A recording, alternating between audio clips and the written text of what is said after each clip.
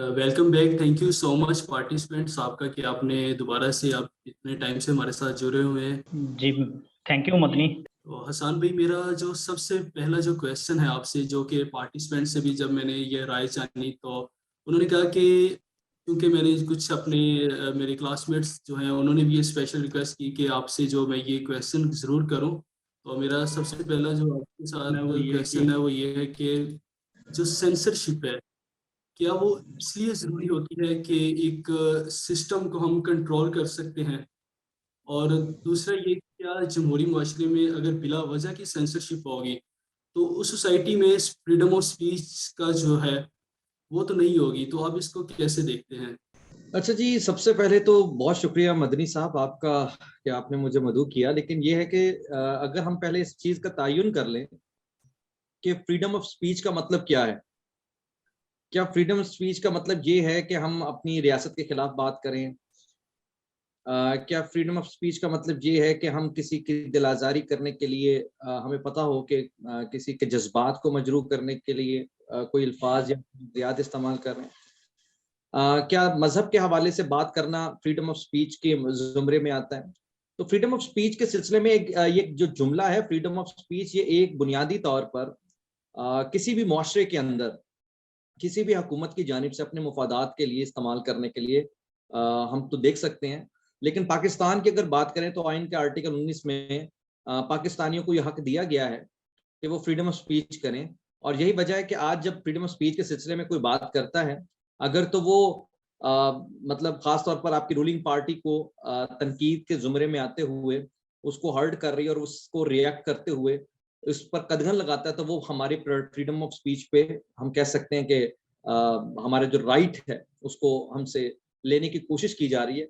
लेकिन मैं जाती हैसियत में दुनिया के मामलात को सामने रखते हुए एक बात करूंगा कि पूरी दुनिया में फ्रीडम ऑफ स्पीच कहीं भी नहीं आपको मिलेगी। ये एक बेसिकली अगर रियासत या जमहूरियत के हवाले से बात करें तो अमेरिका हो, बरतानिया हो, यूरोप हो या कोई भी और मुल्क हो, जिस तरीके से वहाँ के मीडिया की गुफ्तगू आप सुनते हैं तो वो बेसिकली एक रियासत की पॉलिसी होती है। विद इन द रियासत की पॉलिसी रहते हुए उतनी फ्रीडम ऑफ स्पीच के तहत वो बात जरूर कर सकते हैं, उससे एक्सीड करने की उन्हें इजाजत नहीं है। जबकि पाकिस्तान के अंदर बहरहाल एक बहुत बड़ी बदकिस्मती ये रही है कि एक मखसूस माइंडसेट जो कि बेसिकली एक ताकतवर माइंडसेट है, वो अपने जाती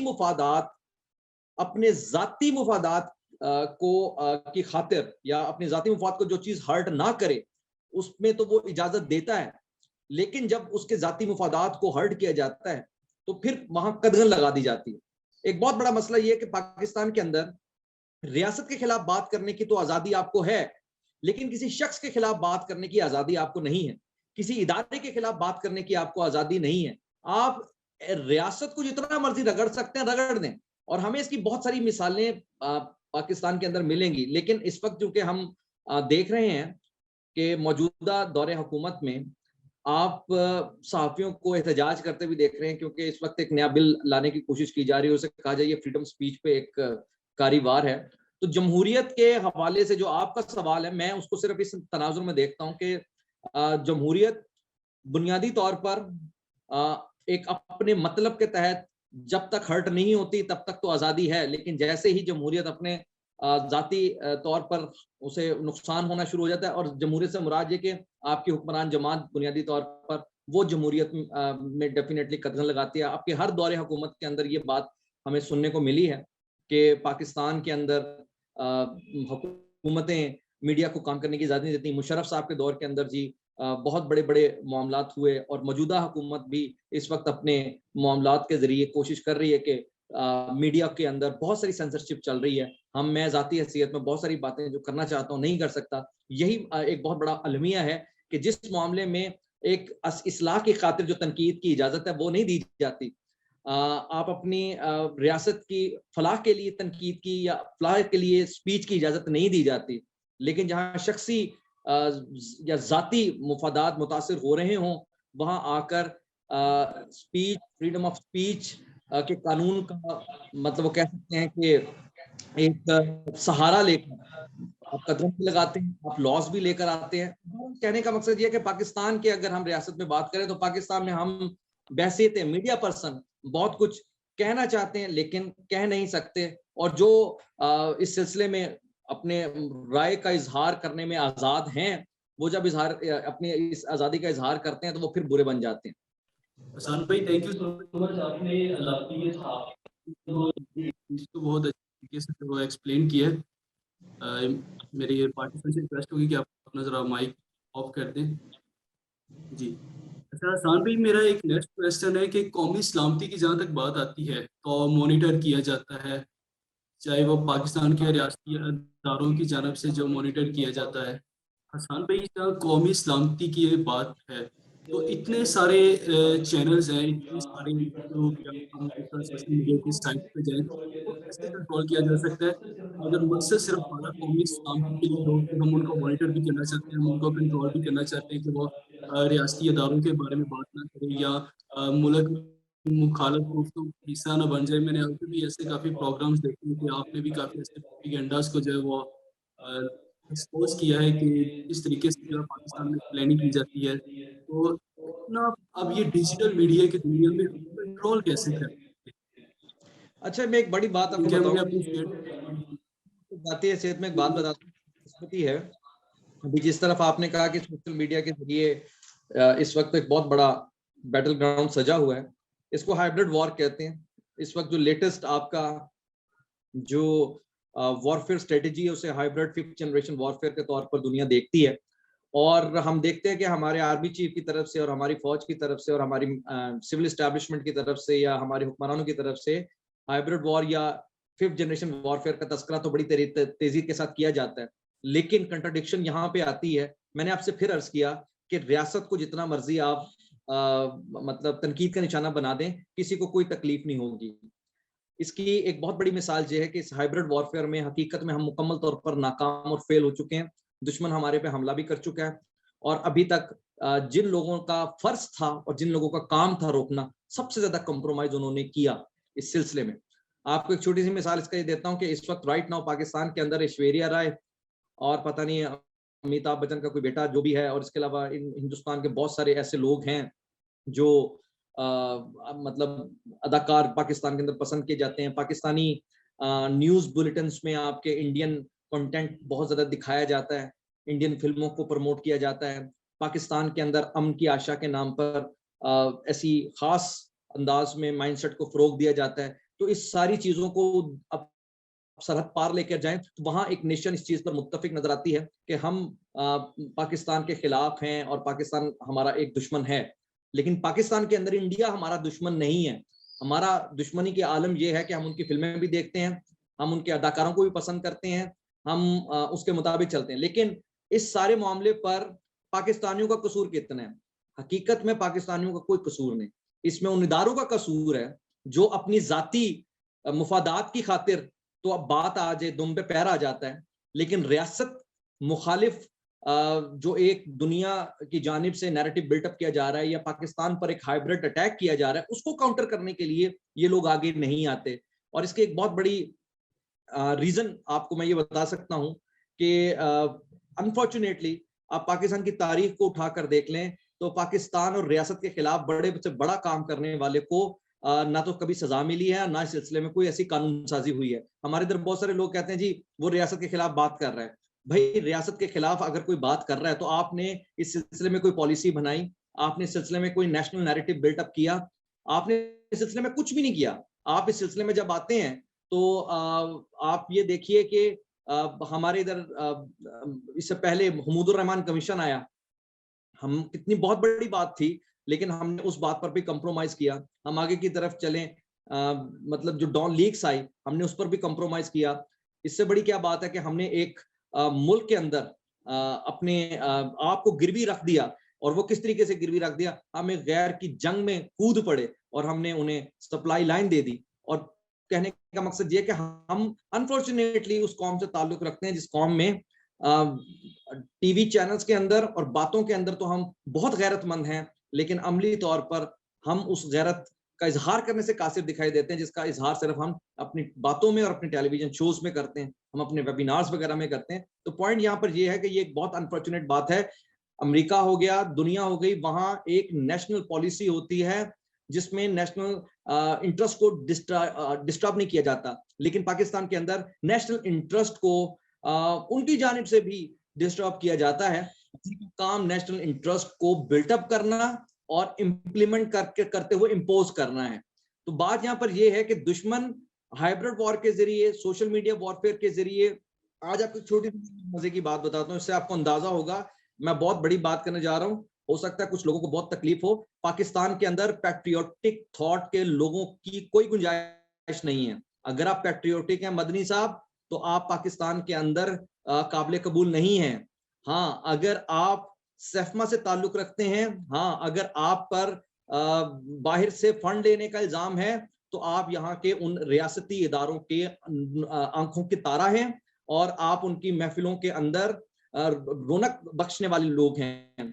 आपको मैं पैट्रियोटिज्म के हवाले से सिर्फ एक छोटी सी मिसाल ये दे सकता हूं कि पाकिस्तान के अंदर पैट्रियोटिक होना कितना बड़ा है, इसकी छोटी सी मिसाल ये है। आवाज आ रही है आपको? अच्छा, मैं आपको एक छोटी सी एग्जांपल देना चाह रहा था पैट्रियोटिज्म के हवाले से। पाकिस्तान के अंदर पैट्रियोटिक होना कितना बड़ा जुर्म है कि आप ये देखिए कि इसमें कोई शक नहीं, जैद हामिद साहब एक बहुत पैट्रियोटिक नेशनलिस्ट पाकिस्तानी है, लेकिन आप मुझे ये बताएं कि उनकी पैट्रियोटिज्म का उन्हें क्या रिवार्ड मिला। उनका रिवार्ड ये हुआ कि वो खामोश होकर बैठ गए, उन्हें उन पर तनकीद की गई और उनके पैट्रियोटिज्म पर कोई भी उनके पीछे खड़ा नहीं हुआ। दूसरी जानिब डॉक्टर शाहिद मसूद एक पैट्रियोटिक पाकिस्तानी है, उन्हें हथकड़ियां लगा दी गई और एक छोटे से ऐसे फजूल से जुर्म में उनको न सिर्फ हथकड़ियां लगाई गई बल्कि उनको जलील और रुस्वा कर दिया गया। दूसरी जानिब आप ये देखिए कि मतलब ये जो हामिद मीर साहब हैं, हामिद मीर साहब को गद्दार कहा गया, आसमा शराजी साहिबा को गद्दार कहा गया, मतीउल्लाह जान साहब को गद्दार करार दिया जाता है, इसके अलावा अफसार आलम साहब को गद्दार करार दिया जाता है। लेकिन उन्हीं गद्दारों के साथ फिर हमारे जो रियासती इदारे के लोग हैं अपनी महफिलों में भी बुलाते हैं, फिर उनके साथ अपनी सेल्फियां भी खिंचवाते हैं। भाई मुझे आज तक नजर नहीं आया कि जैद हामिद साहब को या डॉक्टर शाहिद मसूद साहब को या इस सोच या पैट्रियोटिक सोच रखने वाले लोगों को आपने अपनी किसी महफिल में बुलाया। हकीकत में जाती मुफादात की खातिर ये मामला चल रहे हैं। जब तक जाती मुफादात से हटकर रियासती मुफादात तक मामला नहीं जाते, तब तक इस बहस में सियासी वो कहते हैं ना पॉइंट स्कोरिंग तो होती रहेगी, लेकिन बुनियादी जो जड़ है और एक नेशनलिस्टिक अप्रोच के तहत आप एक नैरेटिव और हाइब्रिड वॉर को काउंटर करने की पोजीशन में। सांग भाई, आपने बहुत ही अच्छे तरीके से जो है इसको डिफाइन किया है। और मेरा एक क्वेश्चन भी था जो मैं आपसे करना चाहता हूँ। आपने हामिद मीर साहब की बात की। हामिद मीर साहब जर्नलिज्म में एक बहुत बड़े उस्ताद है। उनका एक मैं आर्टिकल कुछ दिनों पहले पब्लिश हुआ था, तो उसकी एक स्टेटमेंट मैंने रिकॉर्ड की है। वो कहते हैं कि पाकिस्तान में कुछ मेहरबानों के लिए काफ़ी नहीं कि मुझे टेलीविज़न की स्क्रीन से हटा दिया गया है, वो मुझे सलाखों के पीछे देखना चाहते हैं। आपने चूंकि पॉइंट स्कोरिंग की बात की, इस मुल्क में जो पॉलिटिकल पॉइंट स्कोरिंग है उसने आज़ादी सहाफ़त, चूंकि आपने एक बात की सबसे पहले कि फ्रीडम ऑफ स्पीच को पहले समझे कि आखिर में है क्या। तो अगर हम इन पॉइंट स्कोरिंग, एक तरफ पॉलिटिकल पॉइंट स्कोरिंग है तो दूसरी जानब जो है फ्रीडम ऑफ स्पीच है, तो इस पॉइंट स्कोरिंग ने फ्रीडम ऑफ स्पीच को किस कदर दबा के रखा हुआ है कि एक इतना बड़ा जर्नलिस्ट जिसने इस मुल्क के लिए इतना सर्व किया है, इस मुल्क में, यानी कि अगर कहा जाए कि वो सहाफत में या इस मुल्क की पहचान है, तो अब वो ये बात कह रहे हैं। तो ये इसमें आप क्या देखते हैं?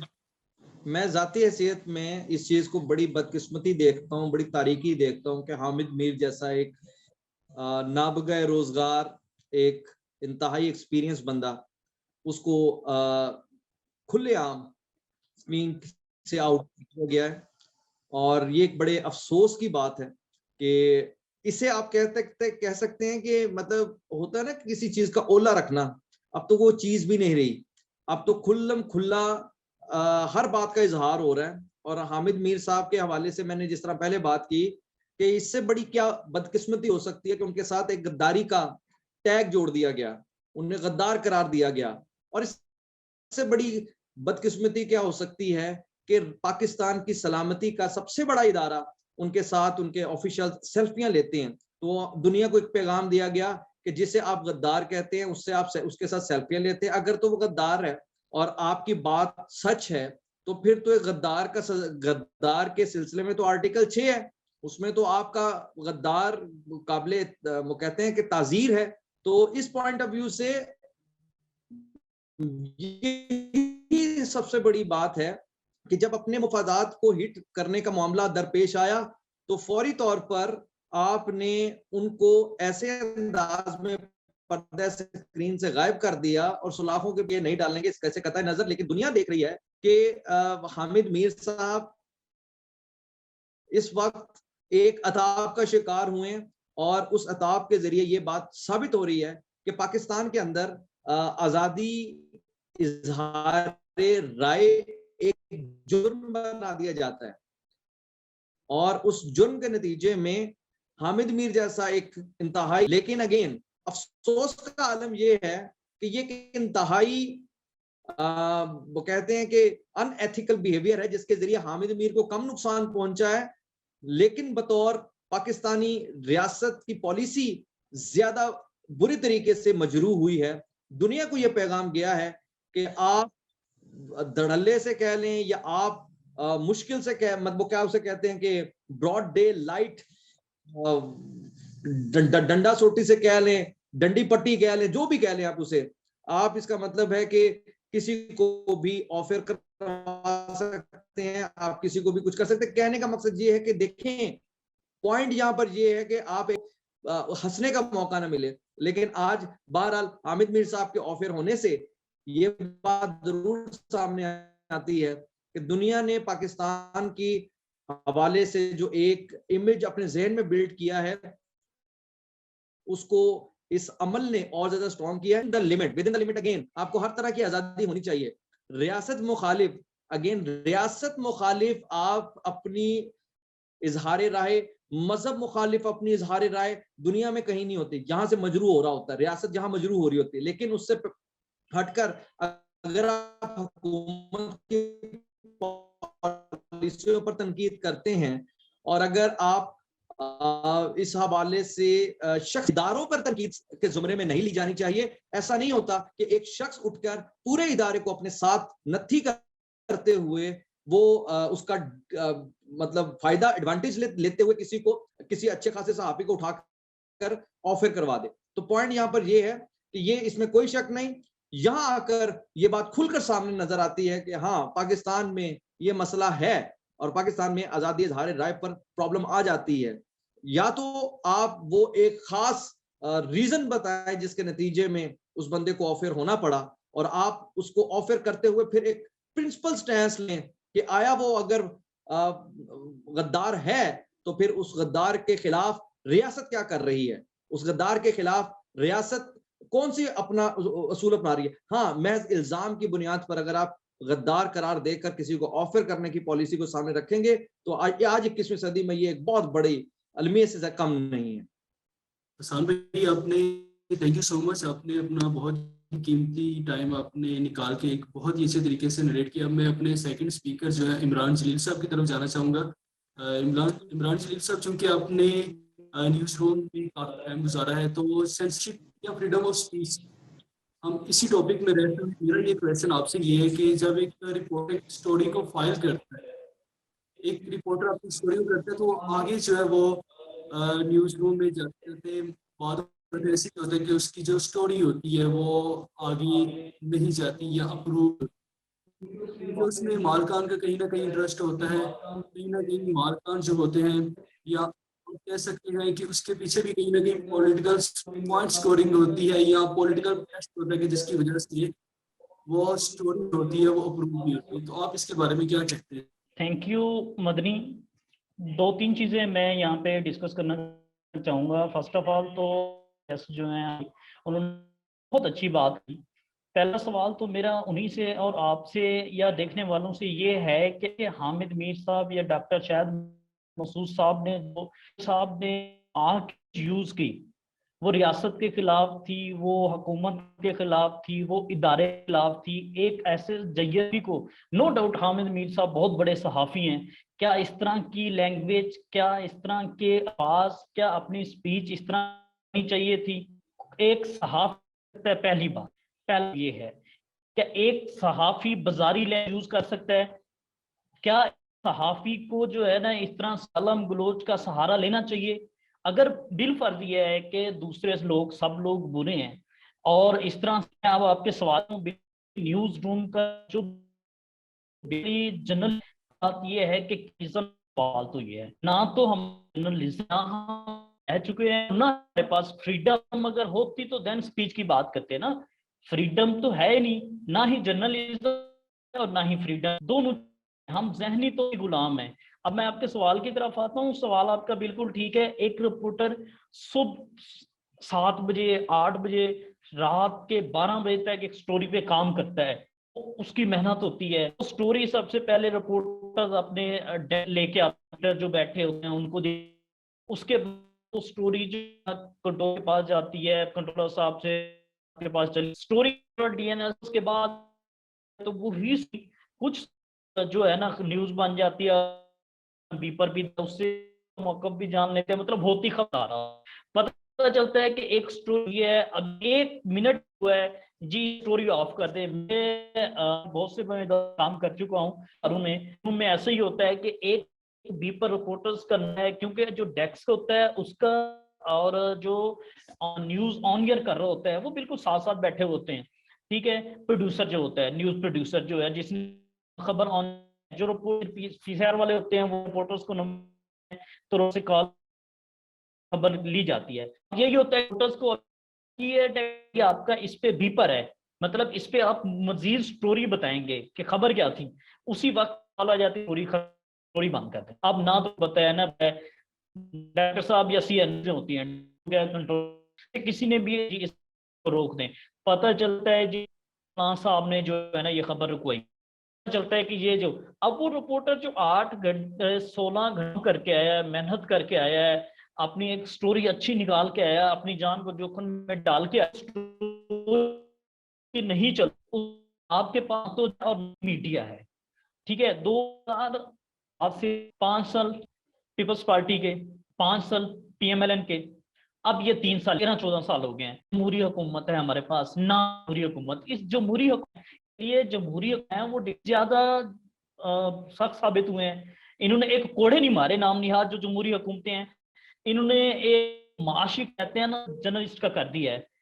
कितने सहाफी ऐसे हैं, एक जर्नलिज्म में, एक जर्नलिस्ट में या एक रिपोर्टर नहीं होता, वो खबर लेके आता है। अब की बात करें, मैन होता है, डीएसएनजी ऑपरेटर होता है, एक ड्राइवर होता है, वो को उसके साथ रिपोर्ट है, ये लोग उसके उनका माशी तौर पे उनको होते हैं। मगर आप इस हुकूमत में जो मौजूदा हमारी हुकूमत बात करें, इन्होंने तो माशी तौर पे भी जो है ना जर्नलिज्म को माशी कत्ल जो किया है, तो अब तो जर्नलिस्ट रह ही नहीं गया ना। जर्नलिस्ट होगा तो बात होगी। लेकिन डॉक्टर वाली ने बात की, डॉक्टर साहब ने, ठीक है, बंदे बहुत अच्छा नॉलेज भी है और जर्नलिज्म में और मीडिया इंडस्ट्री में बहुत बड़ा नाम भी हम कह सकते हैं।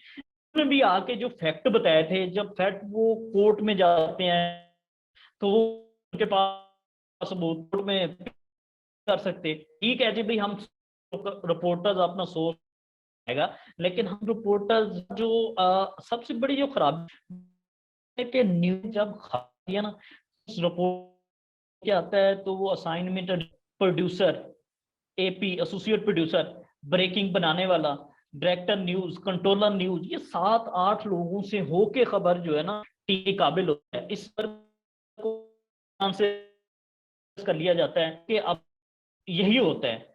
एक बुलेटिन मेन स्ट्रीम करें तो का प्राइम टाइम होता है 6 से लेकर रात 11 बजे तक। ठीक है, 6 बजे का बुलेटिन, 9 बजे का बुलेटिन और 12 बजे का बुलेटिन। 9 बजे का बुलेटिन आपका प्राइम टाइम का, ये डिस्कशंस आपके मालिक से होती है। ठीक है, इनको ना तो इज्म का जेग है और ना ही सहाफत के स्वाद का पता है। ठीक है, कितना मफाद क्या है, उस मफाद को देखते हुए वो खबर रिपोर्टर्स की, वो एक रिपोर्टर स्टोरी लेके आया है, अगले दिन उसी रिपोर्टर्स को उसी स्टोरी की थ्रेड उसको फैमिली थ्रेट किया गया है, उसको मतलब है कि परेशान किया गया है, लेकिन वो बात को जाती है। ये मसाइल है हमारे पास। तो फ्रीडम ऑफ स्पीच नाम की चीज नहीं है। अगर हम दूसरी बात करें सोशल मीडिया की, तो सोशल मीडिया की बिल्कुल आज़ादी हमारे पास, इस तरह से आज़ादी। अब इसका अंदाजा आप ये लगा भाई, 22-23 करोड़ हमारी आवाम है, तो 24 करोड़ चैनल है, ठीक है। अब उसमें सैकल पंचर लगाने वाला भी यूट्यूब चैनल बना के जी मैं भी न्यूज करता हूँ जी, उसने भी एक कार्ड बनाया हुआ है। बाजू का तो दुख इस बात का होता है, हंसी भी आती है कि बहुत सी तस्वीरें ऐसी होती हैं कि एक गधा गाड़ी वाला जा रहा है, उसने भी लिखवाया हुआ है मैं के जर्नलिस्ट सहाफी हूँ। एक्चुअली सहाफी हमने इतना कर दिया, लोगों ने अच्छा करना था उनको हम करार दे दिया है। हमें जो हुसैन के, जब हम मैस कॉम में पंजाब यूनिवर्सिटी में आए 2012 की मैं बात कर रहा हूँ मदनी आपको, तो तलत साहब आए। तलत साहब बहुत अच्छी पर्सनैलिटी और बड़ा एक नाम है जर्नलिज्म में, तलत हुसैन जो है ना। जब हमारे डिपार्टमेंट में आए तो मेरा एक दोस्त था यार, उसने कहा जी मैं तो ये ख्वाब लेके आया हूँ कि मैंने तलत हुसैन ही बनना है। फिर हमने तस्वीर भी उनके साथ बनवाई, और ग्रेट मैन, नाइस पर्सनैलिटी, बहुत अच्छा। बहुत बड़े इदारे पे बैठा था, इदारे ने बंद किया, 4 साल हो गए हैं, 3 साल हो गए हैं जब से खान साहब की हुकूमत है, ये तलत हुसैन का कोई पता ही नहीं है। ऐसे ही जो है ना हमारी तो फ्रीडम तो बिल्कुल भी नहीं रहेगी। इमरान भाई थैंक यू सो मच आपका कि आपने हमारे साथ ज्वाइन किया और आपने अपना कीमती टाइम हमें दिया। और यकीनन जो हमारे व्यूवर्स हैं और जो हमारे participants, thank you so much आपका भी, चूंकि अब मीटिंग का टाइम एंड हो गया है। और बात सिर्फ यही है कि आज़ादी सहाफ़त को सबसे पहले अंडरस्टैंड करने की जो ये ज़रूरत है हमें कि आज़ादी सहाफ़त आखिर होती क्या है। और दूसरा ये कि डिजिटल मीडिया पर जिस तरीके से आज़ादी सहाफ़त भी है, उस डिजिटल मीडिया का जो यूज़ हो रहा है वो इस तरीके से यूज़ हो रहा है कि हमने आज़ादी सहाफ़त को समझना तो दूर की बात, उसका हमने जो यूज़ किया है, जिस तरह इमरान जलील साहब ने बात की कि अब हर एक शख्स जो है वो अपना एक इलेक्ट्रॉनिक मीडिया को छोड़ के डिजिटल मीडिया पर अपना एक उसने मीडियम बनाया हुआ है, वो अपनी आवाज़ लोगों तक पहुंचा रहा है। तो वो कहीं ना कहीं जो है वो मुल्क की सालमियत के खिलाफ भी बात कर रहा है, तो वो कहीं ना कहीं प्रोपिगेंडास भी कर रहा है, कहीं ना कहीं व्यूवरशिप और रेटिंग के पीछे जो है सॉरी जो मदनी, मैं मामला। आपको एक बात कहना चाहूँगा कि अब डिजिटल मीडिया की ही बात हो रही है, तो मौजूदा हुकूमत ने डिजिटल मीडिया के लिए कुछ रूल्स बनाने की कोशिश की। बिल्कुल होना चाहिए कि एक पेंशन लगाने वाला भी कहता है कि तो मेरे पास जो है ना वो 70-80 हज़ार रुपए आ रहे हैं, और मैंने एक रिपोर्टर रखा हुआ है, ये मेरे चैनल का लोगो है, ये जाके खबर बनाता है, और वही चैनल उसका लोगो मैंने खुद देखा, तो वो लाहौर प्रेस क्लब में आके प्रेस कॉन्फ्रेंस अटेंड कर रहा है। और वो के बाद भी क्या करता है कि जो भी पॉलिटिकली किसी की भी प्रेस कॉन्फ्रेंस होती है, वो कैमरामैन को कहता है जी इससे 1000 रुपए ले लें जी, हमने तो आपके फुटेज बनाई है जी। आपकी तो बात इस तरह से पहले ये है कि जो नाजरीन देख रहे हैं, जो हमें करना चाहिए सबसे बड़ी बात तो ये है कि डिजिटल मीडिया के लिए, मीडिया जो है वो आपका इलेक्ट्रॉनिक हो, वो आपका डिजिटल हो, वो न्यूज़पेपर हो, हमारा ना रेगुलेशंस हैं, ना ही इन पे अमल दरामद होता है। तो फर्स्ट ऑफ ऑल हमारे जो मौजूदा हुक्मरान हैं या हमारी जो हुकूमतें हैं या जो मुक़्तदिर हल्के हैं, उनको चाहिए कि हमारे लिए डिजिटल मीडिया के लिए या आने वाले लोगों के लिए कोई क्राइटेरिया बनाएं, ठीक है। आप फ्रीडम ऑफ स्पीच की बात करते हैं, मैं आपको कह रहा हूँ कि 23 करोड़ आवाम है, तो 25 करोड़ न्यूज़ चैनल हैं यूट्यूब के। तो यही है कि रूल्स और रेगुलेशंस पे कोई फॉलो नहीं होता। थैंक यू सो मच, आपका बहुत शुक्रिया जी, आपने अपना कीमती टाइम दिया। और पार्टिसिपेंट से भी again thank you so much, time हो गया और इंशाल्लाह हम नए वेबिनार के साथ आपके साथ जरूर मुलाकात करेंगे और अच्छी से अच्छे टॉपिक पे हम जो है वो डिस्कशन करेंगे, डिबेट होगी आपके साथ।